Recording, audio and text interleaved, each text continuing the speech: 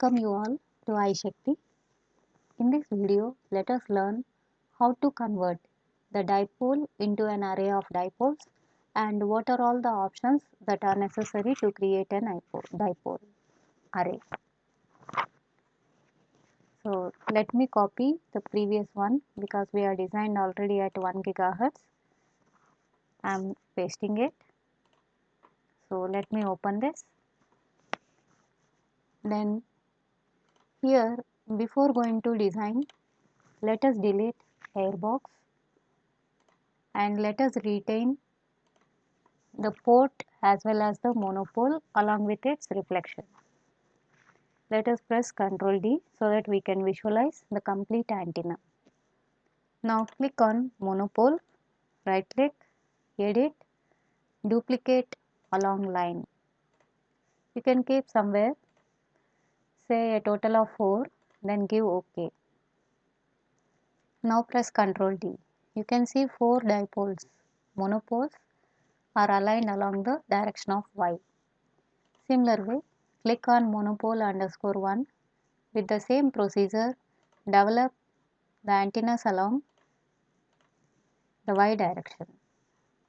Then give OK. So we can see 8 monopoles are aligned as a set of 4 dipoles. Now click on duplicate along line. Let us change it to a value of lambda by 2 as the separation distance between one antenna to another antenna. So then for both the cases it need to be shifted. So I am keeping for both. Then I press Ctrl D. Now you can see the alignment of the antennas along the y-axis. In the similar manner, I consider port A, go to edit, duplicate along line. So I keep with the similar distance, I keep as 4, then give OK. Now for port A, duplicate along line, just double click it, you can see at a distance of 150. Here the magic is that once you are giving as a duplicate along axis or duplicate along line, the dimensions remain same. So no need to worry about the other things. Say for example, you can see for monopole underscore 1 underscore 1. So here you can see for this the dimensions are 0, 0, 2.5 with a radius of 1.25, height of 71.25. If I click on duplicate along axis, the same dimension of 150 millimeters being the separation distance. So no need to worry about the dimensions to be changed for each and every antenna. Now coming to boundaries, let us remove this. Now let us take all elements related to monopole, right click, assign boundary, give width perfect T. Then again for excitations also I am removing this. Again I will start to assign for each and every port. Say I select this, when I zoom it,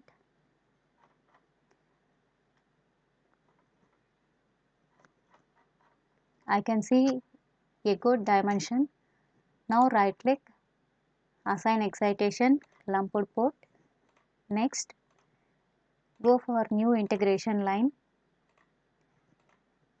give to the entire port. When it gets defined, then click on next and finish. So now under lumped port, you get port A. Similar way, the other ports also have to be assigned.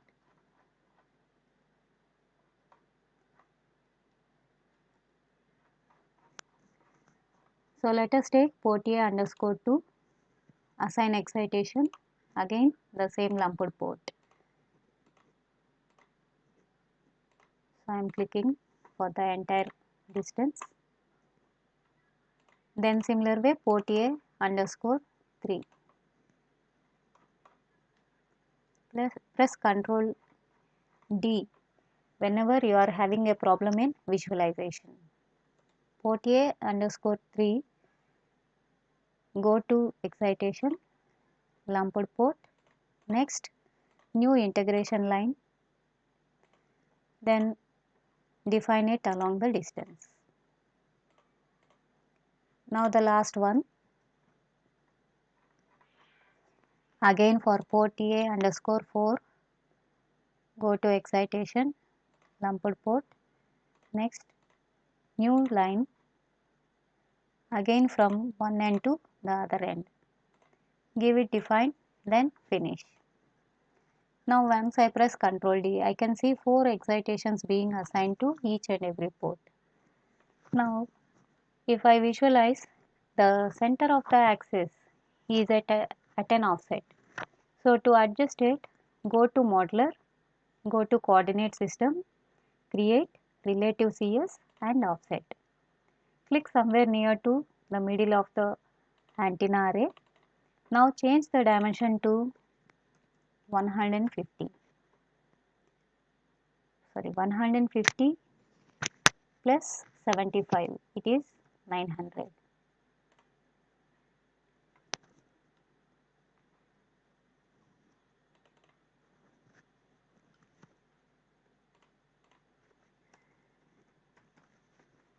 One hundred and 50 plus 300, it is 450 millimeters.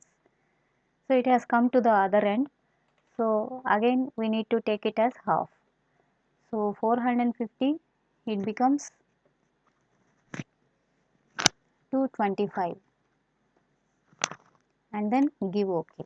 Now you can see the relative CS is being adjusted to the center of the axis, center of the array. Now we need to give the dimension of the airbox. So as I cannot choose randomly, since it is representing an array, I can go ahead with box. So the dimensions have to be defined like width of airbox as diameter of the dipole plus lambda by 2 divided by 2. It comes to around 0.0775 meters. The length of airbox is n minus 1 into d plus lambda by 2 plus 2 into radius of dipole. So here n will represent the total number of elements that are considered for the array. Similar way, the height of airbox, it is twice the length of the dipole plus lambda by 2 for lambda by 4 on the top side of the dipole and lambda by 4 on bottom side of the dipole. Then let us click on draw box, rename it as airbox. Now let us choose the material to be air. Let us give some other color as well as the transparency level, so that we can visualize what are all the components that are inscribed into it. Then go to create box. So here I am giving dimensions directly in terms of half the values to complete value. So here it will be half of the values that we have already seen, and it will be in terms of meters.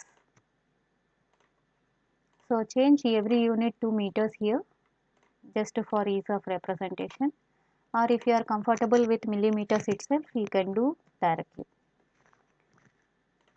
Here it is 0.605 and for Z size it is 0.28. Then give OK.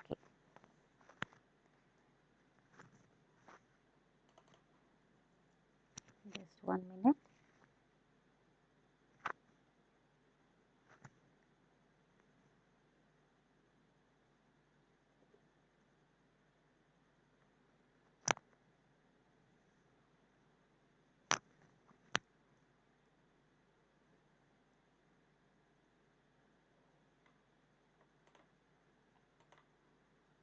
So here the shift was with respect to the relative coordinate system, but what we have assigned is with global coordinate system.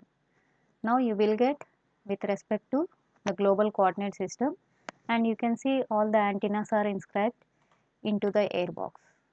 Okay. So these are actually representing the minimum dimensions. So in order to give and assign the radiation for computation by finite element method, click on airbox, go to edit, select faces, again go to edit, select by name, say I select airbox. If I click on face 161, it is representing the bottom one. Except that bottom portion, you click on other things by pressing Ctrl and then give OK.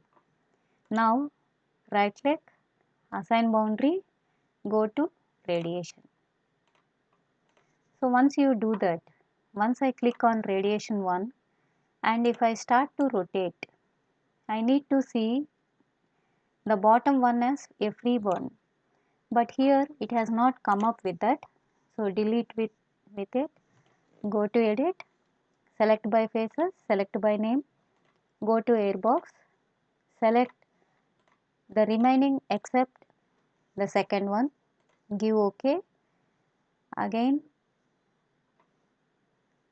come here, then give assign boundary radiation. Now I can see on the other sides it is 2 2, whereas on the bottom side it is only 1. So I can see here bottom side it is not being given with any radiation. Okay, hope I am clear here. Now I press Ctrl D. Then let us take the setup frequency as 1 GHz and the sweep frequency for ease of simulation I am taking from 0.1 to 1.5 GHz with a step increase of 0.1 GHz. Now go to radiation, right click, insert far field setup, infinite sphere. So here I am giving theta as 360 so that I can get the duplicated value of the radiation pattern. Then again right click on radiation, go for antenna array setup, click on regular array antenna setup. In regular array, change the direction of V as 0.15 meters, or you can change it to 150 millimeters. So along X it appears to be 1, whereas along Y it appears to be 4. Then give OK. Now validate as well as simulate.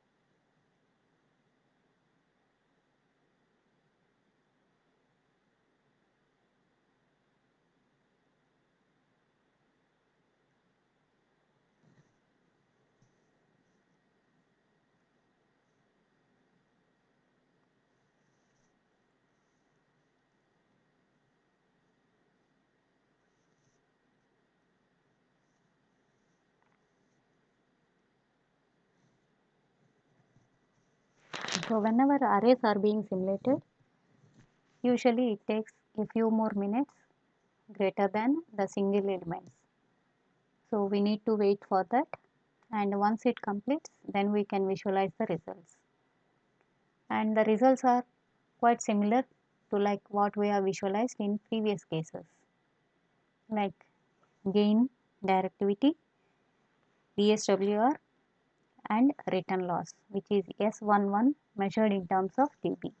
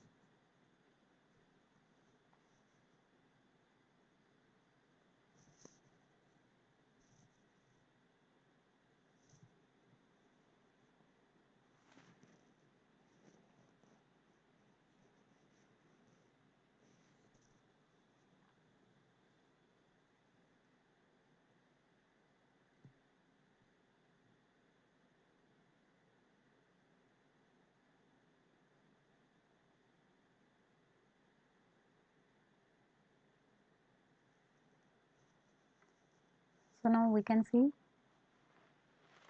it has completed the simulation on the server. Now let us go to results. Here go to HFSS. Let us check only the radiation pattern now. So click on 3D polar plot, then the radial component of electric field. So here you can see the radiation pattern is slightly tilted along the y-axis. This happens because you have the another option of HFSS fields, here edit sources. So here you can see for port 1 it has been assigned 1, for the remaining ports it has been assigned as 0. So now we have the option of broadside array and endfire array, and endfire array with increased directivity, or you can, if you remember correctly, for 2 element sources we might have come across 5 cases like a generalized one. So here all the magnitude must be same and phase must be 0 degrees for broadside array. Then go with OK. Now you can see, you can tilt and see this has come with 2 major lobes and 2 minor lobes on either side. And you can see the alignment is along x direction. This is because y is considered to be along the axis, and perpendicular to that, since the monopoles are lying, the dipoles are lying along the z axis, the perpendicular is considered to be along x axis. So we can have a broadside radiation pattern like this. Now go to HFSS results, far field report, radiation pattern. So here once you take for theta and the other time let us take for phi. So you can see phi, it is not completely isotropic like what we have got circles for monopole and dipole.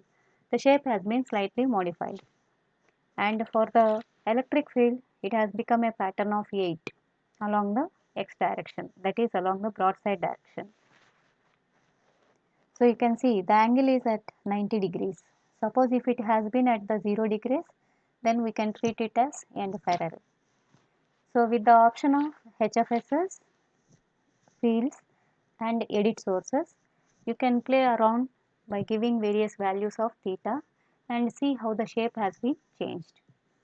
So this is how the arrays are developed. So 3 main concepts are there. One option you can use duplicate along the axis. Second, you have to shift the relative coordinate system. Third, you need to assign radiation in such a way that you have to give for x direction along u and y direction along v.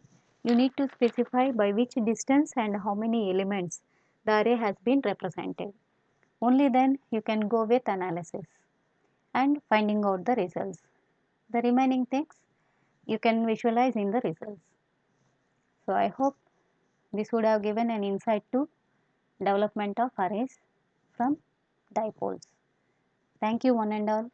Thank you.